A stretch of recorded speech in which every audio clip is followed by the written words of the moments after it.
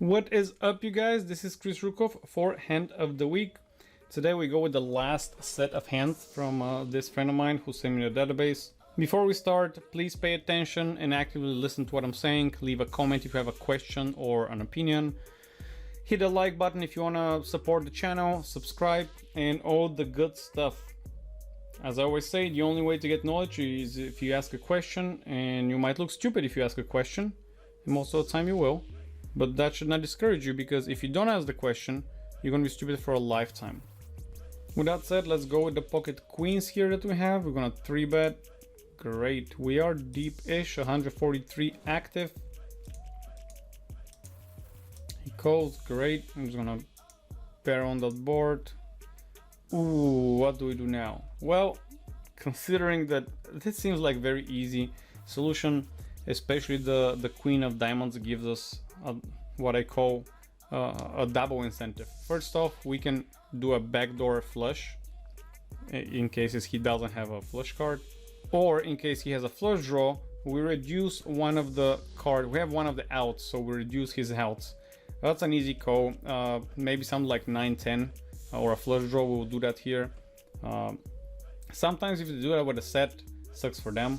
It's a stupid way to play that because we're gonna fault a lot, but I think it's an easy call. Okay, even if he shows up with a set, that's fine. 8-6, Jesus Christ, guys, you're playing versus those players cannot make money. Guys, just watch my videos. I put things in a very simple perspective. If you're not a course member, you can get like a coupon that is down below. It's a coupon code for a discount. The course will increase in price. It's called Poker Made Simple, and I actually did not pick the title. A student of mine said, man, you put things in such a simple perspective, and that's how I decided to name it. Poker Made Simple, Crush the Micros. It's designed for players from 2 to 10 NL.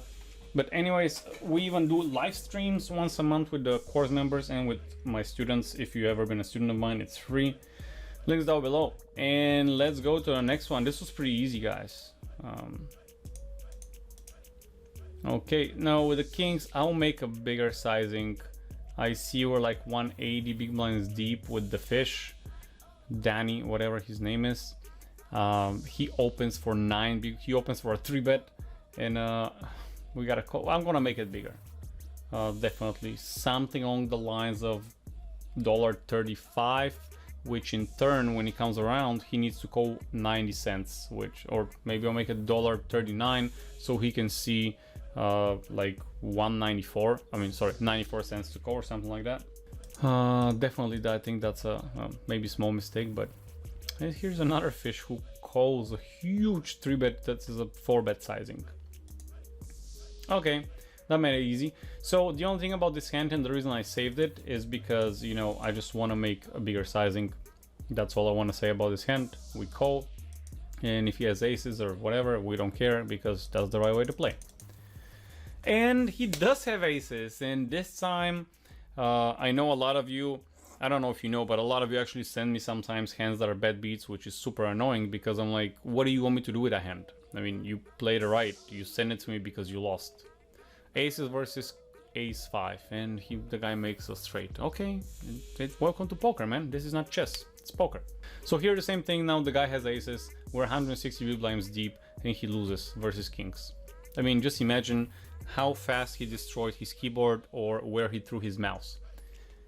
But it happens. I mean, when it happens to us, we need to remember that sometimes the reverse happens to us, you know. Not always we lose aces versus kings. Sometimes we win the kings versus aces, and I can tell you how often that happens. About 20% of the time, 18 to be precisely exact. So when that happens, remember, when you lose with aces, the reverse also happens when you actually make money with aces, when you actually win versus aces with some pocket pair. Right, next hand, there's 2 more. Oh man, there was a lot of hands for this guy. I'm gonna 3-bet 41 cent or that. I don't know why he made it so much bigger, honestly. I'm not sure how you do the rest of the 3-bets, buddy. I'm talking to Rafael, who is actually the owner of those hands, but it seems to me that when you have a good hand, you make the sizings higher, and if that's the case, I don't have anything against that as long as you play Zoom or a website that people don't know you. But once you get to the higher stakes, here on 5NL, no one's gonna notice for the most part. No one's gonna tag you and write a note. But on the higher stakes, when you go there, they definitely will. And I get it, I understand. You make a higher raise so you can get, you know, more money into the pot. Great. You know, you're going for max value. But on higher stakes, they definitely will see that and know that, and they're just not going to give you any action when you make sizing like that. And when you make it 45 cents, they're going to 4-bet you with 100% of the range because they know you don't have as strong of a hand. It's very easy once you spot someone. Now all I need to do is go through a database a little bit more and filter only the 3-bet hands and see if you 3-bet with kings to 60 cents and with ace 10 to 45, and I already know. Imagine we have, you know, 3,000-4,000 hands with each other. I'm gonna see that very easy. Just gonna go to the hold'em manager, filter out your name, and bam, you're gonna be toast. Okay, again, I see you use higher sizings even on the flop, which I don't mind at all.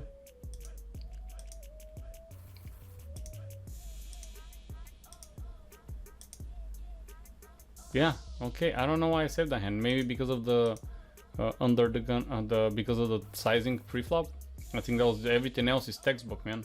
Just the sizing here, I'm not sure why you're making it that big, but you give him opportunity to fold. Now we don't have that many hands with the guy. Fold versus 3-bet is 13%, so he doesn't fold 3-bet. Maybe that's why, but again, we got 8 hands that we got. As you can see, my HUD doesn't even show because I need at least 10 hand sample size. So if you think that he never folds, you don't really have a good sample size to prove that. See, compared to your hands, we got, oh, we don't even know how many, but we do have a lot. You know, we got 9,000 hands, so there's enough database here to confidently say, does he fold or does he not fold versus 3-bet. Now, with this guy, we don't really know. Now, the data says 13% fold, but it's such a small sample size. Make sure, guys, make sure you see how much sample size you got. I addressed that into my course on the HUDs. There's a couple of HUDs that are for sale if you don't want to buy the course. But if you buy the course, they come with a HUD that actually have a separate video explaining, you know, when you get the HUD, it explains what to look for into it. Okay, and finally, as the last hand, we open from under the gun. I see the guy opens 25% pre-flop RFI. And that's kind of a lot. I like the sizing. Some people would like to go more. I'll give them better pricing position usually, but I like to do it with a ready hand like aces, kings, queens, jacks, ace, king. Not really, but I don't mind it. It's good. Never mind. Just forget what I said. I'm just going too much into detail for something that doesn't need to be that much into detail. And obviously, both gonna call. This little shrimp is just out of the question. I really don't care about him. Okay, here is a good opportunity to check back. There's nothing you can do with the...